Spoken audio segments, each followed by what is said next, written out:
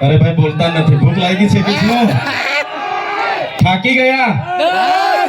અહીંયા ભાજપના મંત્રી અને એમના ધારાસભ્ય સાંસદના માણસો પણ છે, વિડિયો બનાવશે અને બતાવશે ત્યારે નારા તો બધા કોઈ બોલતા નહોતા એવું થશે, એટલે નારા બધાએ જોરથી બોલવાના છે. તૈયાર છો? હું જય જવાન બોલાવીશ, તમારે જય કિસાન બોલાવવાનું છે. જય જવાન, જય જવાન, જય જવાન, ઇન્કલાબ જિંદાબાદ, ઇન્કલાબ જિંદાબાદ. ધન્યવાદ. આજની સોનગઢની પાવન ધરતી પર કિસાન મહાપંચાયતમાં ઉપસ્થિત આમ આદમી પાર્ટીના મહામંત્રી એવા મનોજભાઈ સોરઠિયા, દક્ષિણ ઝોનના પ્રભારી એવા રામભાઈ ધડુક, મહાનગરપાલિકા સુરતના વિપક્ષના નેતા એવા પાયલબેન સાકરિયા, તાપી જિલ્લાના આમ આદમી પાર્ટીના પ્રમુખ એવા મહેન્દ્રભાઈ, સાથે આમ આદમી પાર્ટી પ્રદેશના યુવા અધ્યક્ષ એવા બ્રિજરાજભાઈ સોલંકી, સાથે માંડવી, મહુવા,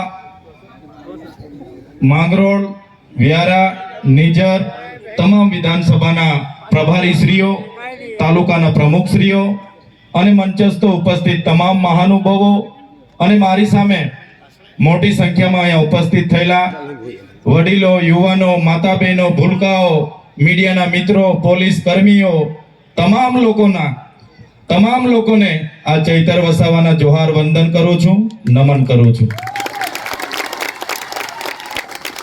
સાથીઓ, આપણે બધા ગર્વથી મેરા દેશ મહાન, મેરા ભારત મહાન એટલા માટે કહી શકીએ છીએ કે આ દેશ એક કૃષિ પ્રધાન દેશ છે, આ દેશ એક ખેડૂતોનો દેશ છે, આ દેશ કોઈ મોદી કે અમિત શાહના બાપનો નથી, અમારા ખેડૂતોનો દેશ છે.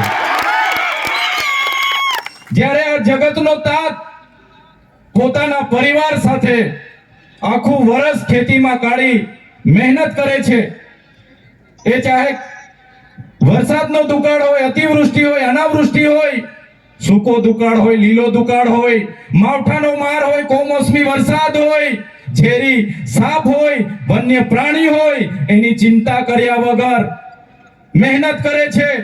મોગા બિયારણો, મોગા દવાઓ, મોગી ખાતરો લાવીને નાખે છે અને જ્યારે પાક કાઢીને જ્યારે પાક પાકી જાય છે ત્યારે આપણામાં કહેવત છે પ્રમાણે ઢોર ખાય, મોર ખાય, ચોર ખાય અને પછી વધે. ખેડૂત જ્યારે ઘરે લાવે, પોતાનું ભાણું ભરે અને જ્યારે વેચવા માટે બજારમાં નીકળે છે ત્યારે આ ભારતીય જનતા પાર્ટીની નીતિ તમે જોઈ લો. આ ભારતીય જનતા પાર્ટીની સરકારમાં ખેડૂતોને પોતે પકવેલા ભાવ, પોતે પકવેલા પાકના ભાવ નક્કી કરવાનો અધિકાર નથી. ત્યારે આ ઉદ્યોગપતિની સરકારોને આ મંચ પરથી હું કહેવા માંગુ છું, આવનારા દિવસોમાં જગતના તાત આ અમારા ખેડૂતો તમને 2027માં ગુજરાતમાંથી ઉખેડીને ફેંકી દેવાના છે. સાથીઓ, એક બાજુ ઉદ્યોગપતિઓના સંસદના આંકડાઓ બહાર આવ્યા, એમાં દેશના ઉદ્યોગપતિઓના 16 લાખ કરોડ રૂપિયા આ સરકારોએ માફ કર્યા અને જ્યારે આજે ખેડૂતોને જ્યારે 2 લાખની લોનની વાત હોય, એની જમીનો જપ્ત કરવામાં આવે, એના ઘર જપ્ત કરવામાં આવે, એમની પ્રોપર્ટી જપ્ત કરવામાં આવે, ત્યારે આપણે બધાએ સમજી લેવાની જરૂર છે કે આ આપણી સરકાર નથી, આ સરકાર એ અદાણી અંબાણીથી ચાલતી સરકાર છે. એની સામે આપણે ઉતરવાની તૈયારી બતાવી દેવી પડશે. સાથીઓ, આ દેશ ડોક્ટર બાબા સાહેબ આંબેડકરે બનાવેલા બંધારણથી ચાલવો જોઈએ. જયપાલસિંહ મુંડા આદિવાસી સમાજના સભ્યએ આદિવાસી માટે કરેલા પ્રાવધાનથી ચાલવો જોઈએ. પણ 30 વર્ષના ભારતીય જનતા પાર્ટીના શાસનમાં આદિવાસીઓને મળેલા સંવિધાનિક અધિકારોનો અમલ નથી થયો. ગુજરાતમાં અનુસૂચિત 5 આજ દિન સુધી લાગુ કરવામાં નથી આવી. ત્યારે જો આવનારા દિવસોમાં જો ભારતીય જનતા પાર્ટીની સરકાર અંબાજીથી ઉમરગામ સુધીના વિસ્તારોમાં અનુસૂચિત 5 લાગુ નહીં કરશે તો એનો બદલો હવે આપણે આવનારી 2027ની વિધાનસભામાં લેવાનો છે, એના માટે બધાએ તૈયાર થઈ જવાનું છે. એક બાજુ આસામ, સિક્કિમ, મેઘાલય, ત્રિપુરા, નાગાલેન્ડ, મિઝોરમ ત્યાં અનુસૂચિત 6 લાગુ છે. 1949 જ્યારે બંધારણ અમલમાં આવ્યું અને અનુસૂચિત 6 એ તમામ રાજ્યોમાં લાગુ કરવામાં આવી. અનુસૂચિત 5 ગુજરાતમાં આજ દિન સુધી લાગુ નથી કરવામાં આવી. ત્યારે એ રાજ્યોને આજે પ્રાવધાન છે, ત્યાંના આદિવાસી સમાજને સ્વતંત્ર હક અધિકારો મળ્યા છે. ત્યાં વિસ્તારમાં બંધારણની કલમ 371 એ અંતર્ગત નાગાલેન્ડમાં એવી સ્પેશિયલ પ્રાવધાન છે. બંધારણની કલમ 371 જી અંતર્ગત મિઝોરમમાં સ્પેશિયલ પ્રાવધાન છે. બંધારણની કલમ 371 એફ અંતર્ગતમાં ત્રિપુરામાં સ્પેશિયલ પ્રાવધાન છે. ત્યાં કોઈ પણ ગ્રામ સભાની પરવાનગી વગર, કોઈ પણ પબ્લિક સુનાવણી વગર કે વ્યક્તિની પરવાનગી વગર કોઈ પણ પ્રોજેક્ટ નાખી નથી શકાતો. ત્યાં વડાપ્રધાને આવવું હોય, રાષ્ટ્રપતિએ આવવું હોય, દેશના મુખ્યમંત્રી આવવું હોય કે રાજ્યના સીએમ મુખ્યમંત્રી આવવું હોય તો ગ્રામ સભાની પરવાનગી પહેલી લેવી પડે છે, પછી વડાપ્રધાનને ત્યાં સભા કરવાની પરવાનગી મળે છે. ત્યારે આપણે અનુસૂચિ લાગુ નથી અને એના લીધે તમે જોયું હશે 1972 જ્યારે ઉકાઈ જળાશય આવ્યો, ઉકાઈ જળાશયમાં આપણા ગામડા ખાલી કરી દેવા પડ્યા. પોલીસનો ઉપયોગ કરવામાં આવ્યો, વિસ્થાપિત કરવામાં આવ્યા અને આપણા લોકો પોતાના મૂળ ગામમાંથી, પોતાની જમીનોમાંથી, પોતાની સંસ્કૃતિ, સમાજ અને પ્રકૃતિ સાથેથી છિન્ન ભિન્ન થઈ ગયા. આજે વિસ્તારમાંથી મેં રેલી સ્વરૂપે બધાને મળતો આવ્યો. મારી માતાઓ રડતી હતી, મારા વડીલો રડતા હતા. ત્યારે મેં તમામ લોકોને આહવાન કરું છું, હવે રડવાની, હવે જિંદાબાદ મુર્દાબાદ કરવાની, હવે લડેંગે જીતેંગે કરવાની એ સમય નથી. હવે આ લોકોને સત્તામાંથી ઉખાડી દેવાનો સમય છે. બધા તૈયાર થઈ જાઓ. સાથીઓ, આ સોનગઢમાં ડોસવાડામાં જ્યારે વેદાંતે કંપનીને 10,000 કરોડના MOU ગુજરાત સરકારે કર્યા ત્યારે હું ધારાસભ્ય નહોતો, તો પણ આ લડાઈમાં અમે કાયમ લડવા માટે આવતા હતા. આપણા યુવાનો પર ખોટા કેસો કર્યા અને આપણી લડત એટલે સુધી ગઈ. ભલે યુવાનોને કેસ કર્યા, યુવાનોએ જેલમાં જવું પડ્યું, આજે પણ તારીખો ભરે છે, પણ મારી સોનગઢની જનતાને હું અભિનંદન આપું છું. આપણી બધાની લડતથી MOU રદ કરવા પડ્યા આજે અને ડોસવાડા પ્રોજેક્ટ આજે અટકીને પડ્યો છે. ત્યારે સાથીઓ, અહીંયા માંડળમાં ટોલ નાકું બન્યું. એ ટોલ નાકું જ્યારે બનતું હતું ત્યારે પણ આપણે વિરોધ કર્યો. આપણે કીધું કે તાપીના જેટલા પણ લોકો છે એમને ટોલમાંથી મુક્તિ આપવામાં આવે. ત્યારે ચૂંટણી આવે એટલે અહીંના સાંસદ, અહીંના ધારાસભ્ય ગામડે વચનો આપે કે અમને જીતાડી દો, તમારા ટોલ અમે મુક્ત કરાવી દઈશું, અને આજ દિન સુધી એમણે ટોલ મુક્ત નથી કર્યા. ત્યારે તાપી જિલ્લામાંથી આપણે ભાજપને મુક્ત કરી દેવાના છે. તાપી જિલ્લાને આપણે ભાજપ મુક્ત કરી દઈશું, કેમ કે એમણે વચનો નથી પાડ્યા. અને આજે પણ અમારો કોઈ પણ ખેડૂત શાકભાજી લઈને સુરત માર્કેટમાં જાય એની સાથે ટોલ વાળા હેરાનગતિ કરે છે. ત્યારે એમને હવે ક્યારે માફ નથી કરવાના. તમે સામે જોઈ લો, JK પેપર મિલ, CPM. આ CPM જ્યારે આવી ત્યારે એના મૂળ માલિકોને વિસ્થાપિત કરવામાં આવ્યા. એમને કહેવામાં આવ્યું કે આ CPM માં તમારા છોકરાઓને પણ અમે કોઈ પણ ઇન્ટરવ્યુ વગર કાયમ માટે નોકરી આપીશું. તમે મને બતાવો કેટલા લોકો અહીંયા CPM માં કાયમી નોકરી કરે છે કોઈ? આપણને નોકરી મળી ગઈ છે?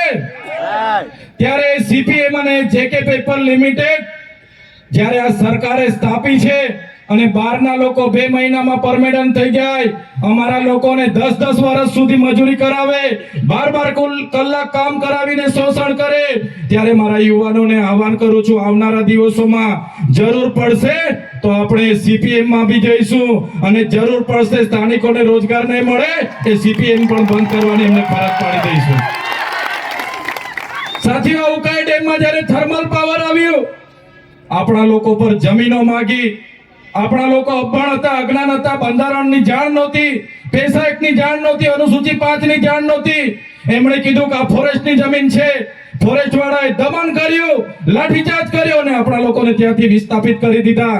થર્મલ પાવરમાં એવી બાહેધરી આપવામાં આવી કે આદિવાસીઓને જ આમાં નોકરી આપીશું, અને આજે થર્મલ પાવરમાં આદિવાસીઓને નોકરી નથી આપી, બહારના લોકો આવીને અહીંયા રાજ કરે છે. ત્યારે મેં સરકારને કહેવા માંગુ છું, આવનારા દિવસોમાં જો થર્મલ પાવરમાં અમારા સ્થાનિક લોકોને રોજગારી નહીં મળશે તો તમારો થર્મલ પાવર પણ બંધ કરવા માટે તૈયાર થઈ જજો. સાથીઓ, અહીંયા અણુ મથક જ્યારે બન્યો, અણુ મથક માટે જમીનોની જરૂર પડી અને આજુબાજુના બધા જ ગામોને વિસ્થાપિત કરવામાં આવ્યા. ત્યારે પણ આપણા લોકો ભણેલા નહોતા, અભણ હતા, બંધારણનું જ્ઞાન નહીં હોવાથી રાતોરાત પોલીસનો ઉપયોગ કરીને અણુ મથકની જમીનો બધી મૂળ માલિકો પરથી પડાવી લીધી. આજે અણુ મથક કાકરાપાડ બનાવ્યું, એમાં પણ એમણે બાહેધરી આપી છે, લેખિતમાં આપ્યું છે કે જેટલા પણ લેન્ડ લૂઝરો છે, જેની પણ આમાં જમીન જાય છે, એ લોકોને પહેલા રોજગારી આપીશું અને એ લોકોને કાયમી રોજગારી આપીશું, પરમેનન્ટ કરીશું. અને એ વચન પણ આ ગુજરાત સરકારે પાડ્યું નથી. આવનારા દિવસોમાં અણુ મથક પર પણ આપણે ઘેરાવો કરવાનો થશે, એ ઘેરાવો પણ આવનારા દિવસોમાં આપણે કરીશું. ત્યારે આ બધી વાત મારે એટલા માટે તમને કહેવું પડે,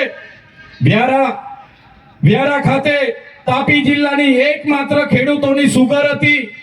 એમાં આપણા આદિવાસી ખેડૂતો થોડી ઘણી શેરડી પકવતા હતા, અને એ સુગરમાં શેરડી નાખવા જાય, એ સુગરના માલિકોએ, એ સુગરના પ્રમુખ મંત્રીઓએ, ડિરેક્ટરોએ, બધા ભાજપના માણસોએ બધા પૈસા ખાઈ ગયા. આજે ખેડૂતોને 1 રૂપિયો મળ્યો નથી, અને એ સુગર ભાજપના પ્રદેશના એક નેતાએ બારોબાર ટેન્ડર પાડી દીધું અને મહારાષ્ટ્રના એક વ્યક્તિને એ સુગર વેચી દીધી છે. ત્યારે મહારાષ્ટ્ર વાળાને, એ ભાજપના પ્રદેશના નેતાને પણ અમે કહેવા માંગીએ છીએ, સુગર વારિયામાં છે, વ્યારા અમારી હસ્તી છે, બસ્તી છે, અમારો વિસ્તાર છે. જે પણ મહારાષ્ટ્રથી આવશે કે તમારો માણસ આવશે, સુગરમાં ઘૂસવા નહીં દે. અમારા ખેડૂતોની સુગર છે, અમારા ખેડૂતોની સુગર છે. આજે વ્યારામાં માત્ર એક હોસ્પિટલ, કોઈ નિઝરથી બીમાર પડે, કુકરમુંડાથી બીમાર પડે, ઉચ્છલથી બીમાર પડે, સોનગઢથી બીમાર પડે, એકમાત્ર સિવિલ હોસ્પિટલ વ્યારામાં હતી. અને આ ભાજપની સરકારે એ સિવિલ હોસ્પિટલને પીપીપી મોડલના ધારાધોરણ મુજબ ખાનગી કંપનીને આપવાના એમઓયુ કરી નાખ્યા. આપણે બધાએ ખૂબ વિરોધ કર્યો, છતાં સરકારે પોલીસનો ઉપયોગ કરીને આપણી સાથે ઘર્ષણો પેદા કર્યા અને એ હોસ્પિટલ આજે એમઓયુ કરીને પીપીપી મોડલમાં જ્યારે ટોરેન્ટોને આપી દીધી છે. ત્યારે એ કંપની, એ ચાહે ટોરેન્ટો હોય, ઝાયડસ હોય કે કોઈ પણ હોય, રિલાયન્સ હોય, અદાણી હોય કે અંબાણી હોય, આવનારા દિવસો હોસ્પિટલો માટે આમ આદમી પાર્ટી લડશે. એના માટે આવનારા દિવસોમાં લડવાની છે, લડવાની છે ને લડવાની છે. ત્યારે સાથીઓ, આ બધી વાત એટલા માટે તમને કરવી પડે કે આટલા બધા અન્યાય આપણી સાથે થતા હોય, અત્યાચાર આપણી સાથે થતા હોય, દેશના વિકાસમાં આપણે આટલું બધું યોગદાન આપ્યા છતાં આપણો વિકાસ નહીં થતો હોય, તો હવે આવનારા દિવસોમાં યુવાનોએ જાગી જવું પડશે, વડીલોએ આગળ આવવું પડશે, આમ આદમી પાર્ટીના બેનર નીચે આવવું પડશે, અમારા જેવા આગેવાનોના સમર્થનમાં આવવું પડશે. તમારે તાલુકા જિલ્લામાં લડવું પડશે, તમારે વિધાનસભામાં લડવું પડશે, રાજનીતિમાં આવવું પડશે, અને આ ભાજપની સરકારને આપણે બધા સાથે મળીને ઉખાડીને ફેંકી દેવું પડશે. આઝાદીના 78 વર્ષ થઈ ગયા. અમૃત મહોત્સવ માટે કરોડો રૂપિયાનું બ્રાન્ડિંગ કરે, ગૌરવ યાત્રાઓ કાઢે, વિકાસ મહોત્સવો કાઢે. અહીંયા શાળાઓમાં શિક્ષકો નથી, શાળાઓના ઓરડાઓ નથી, દૂધ જ્યારે આપણી મહિલાઓ ભરે એના યોગ્ય ટેકાના ભાવ નથી મળતા, ખેડૂતોને કાચા માલના ભાવ નથી મળતા. ત્યારે આ ભાજપની સરકાર માત્ર ને માત્ર ગુજરાતમાં ભય અને ભ્રમ અને ભ્રષ્ટાચારથી રાજ કરે છે. મારા સાથીઓ, મારા યુવાનો, આ લોકોની રાજનીતિને બદલવા માટે તમારે આગળ આવવું પડશે. ત્યારે સાથીઓ, આગળ મનોજભાઈએ કીધું એટલે વધારે લાંબી વાત હું દોહરાવવા નથી માંગતો, પણ જ્યારે આ સરકાર સામે અમે મનરેગાના કૌભાંડ ઉજાગર કરીએ, નલ સે જલના કૌભાંડ ઉજાગર કરીએ, જમીન સંપાદન અટકાવીએ, જળ જંગલ જમીન આદિવાસીઓના અધિકારો બચેની વાત કરીએ, સંવિધાનિક અધિકારોની વાત કરીએ, સામાજિક અધિકારોની વાત કરીએ, ત્યારે આ ભાજપની સરકારને ગમતું નથી. અમને પણ બે વખત જેલમાં નાખ્યા, દબાવવામાં આવ્યા, ડરાવવામાં આવ્યા. ત્યારે આ ભાજપની સરકારના નેતાઓને, એમની પોલીસને એવું હતું કે આ ચૈતર વસાવા ડરી જશે, પણ આ ચૈતર વસાવા ડરવા વાળા નથી, આ ચૈતર વસાવા લડવા વાળા છે. ત્યારે તમે જોયું હશે, જ્યારે મારા જામીન થયા, ભાજપ સરકારના ઈશારે એમના વકીલોએ, એમના પોલીસે ખોટા સોગંદનામા રજૂ કર્યા. એમણે કીધું કે આ ચૈતર વસાવાને અંબાજીથી ઉમરગામ સુધીના 14 જિલ્લામાં એમણે પ્રવેશબંધી ફરમાવો, લોકોને ગેરમાર્ગે દોરે છે. અને એ પ્રકારની વાહિયાત વાતો કરીને જ્યારે એમણે સોગંદનામા રજૂ કર્યા, ત્યારે મારા મત વિસ્તારમાં આજે મને પ્રવેશબંધી છે. હું મારા ડેડિયાપાડામાં જઈ નથી શકતો. ડેડિયાપાડામાં મારું કાર્યાલય છે, મારું ગામ છે, મારો પરિવાર ત્યાં છે, મારું ઘર ત્યાં છે, પણ હું એ વિસ્તારમાં જઈ નથી શકતો.